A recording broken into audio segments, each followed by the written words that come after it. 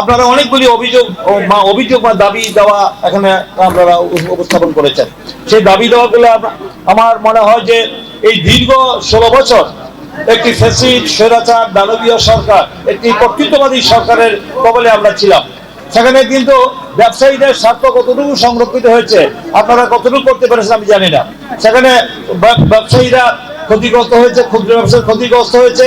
বা রাজনীতি আর ব্যবসা, আমি মনে করি যে রাজনীতি এবং ব্যবসা রাজনীতি যদি ঠিক না থাকে তাহলে ব্যবসা ক্ষতিগ্রস্ত হয়, আর ব্যবসা যদি ঠিক না থাকে রাজনীতি ক্ষতিগ্রস্ত হয়। তাহলে একে এক মানে মানে রাজনীতি ব্যবসা আমি মনে করি পারস্পরিক এর সম্পূরক, মানে মানে কাঁধে কাঁধ মিলে সমান তালে চলতে হয়। তাই আমি মনে করি রাজনীতি ব্যবসা দুইটাই অত্যন্ত গুরুত্বপূর্ণ বিষয়, যে দুইটাকেই আমরা সমন্বয় করতে হয়। তাই আমি মনে করি যে এই যে পরিবর্তিত পরিস্থিতিতে আমি মনে করি যে এই স্বৈরাচার সরকারের আমলে, ফ্যাসিস্ট হাসিনা সরকারের আমলে আমাদের সাধারণ ব্যবসায়ীরা, রাজনীতিবিদরা আমরা অনেক ক্ষতিগ্রস্ত হয়েছি। কিভাবে ক্ষতিগ্রস্ত সবাই জানেন, আমি সেভাবে আজকে বিস্তারিত হয়তো বলবো না, কিছু হয়তো আপনার বলবো। বাবুবাজার এবং আমাদের যেটা বাবুরহাট এবং মাধবদী সেকেন্ডচরের আপনারা যে পাচ্ছেন ম্যানচেস্টার হিসেবে যে খ্যাত হয়েছে, যে বাংলাদেশের প্রায় 70 থেকে 75% আপনারা কাপড় এখান থেকে সরবরাহ করা হয় এবং চাহিদা মেটানো হয়, এবং প্রায় ছোট বড় মিলে 2000-এর বেশি ইন্ডাস্ট্রি রয়েছে, মানে টেক্সটাইল, পাওয়ার লুম থেকে শুরু করে আমরা যে স্পিনিং মিল, বিভিন্ন মিল ফ্যাক্টরি যেগুলো শিল্প প্রতিষ্ঠান রয়েছে। এই এলাকার কিন্তু একটা ব্যাপক সুনাম রয়েছে, একটা ঐতিহ্য রয়েছে।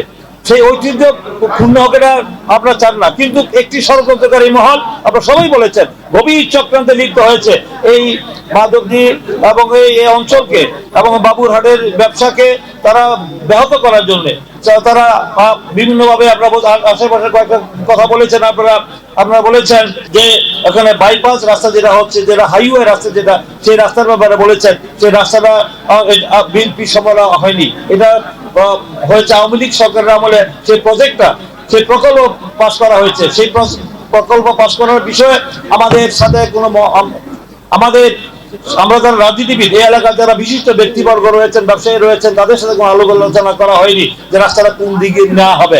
এই এলাকার বৃহত্তর জনগণের, ব্যবসায়ীদের স্বার্থে যে আমি মনে হয় এই বিষয়টা আমি আমার অবস্থান থেকে এই সাথে যারা সংশ্লিষ্ট সরকারের যে মন্ত্রণালয়, যে যোগাযোগ মন্ত্রণালয় থেকে যেসব মন্ত্রণালয়ের সাথে স্থানীয় সরকারের সাথে সম্পৃক্ত, তাদের সাথে আমি ব্যক্তিগতভাবে উপদেষ্টার সাথে এবং আমাদের সেই সচিবের সাথে এবং যারা সেই প্রকল্প যারা রয়েছেন, সেই প্রজেক্ট ম্যানেজার যারা রয়েছেন, তাদের সাথে আমি কথা বলে এই বিষয়টাকে যত দ্রুত সম্ভব আপনাদের এই এলাকার স্বার্থে, মানে আমার স্বার্থে,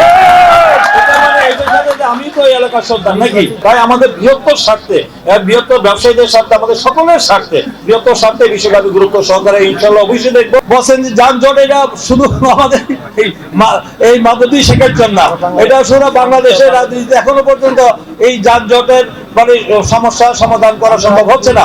জনগণের স্টেক হোল্ডার, জনগণের স্বার্থে আপনারা যদি উদ্যোগ নেন, তাহলে সরকারের পক্ষ থেকে আমরা যৌথভাবে উদ্যোগ নিলে আশা করি সমাধান হবে। এই ব্যাপারে আমি প্রশাসনের সাথে কথা বলবো।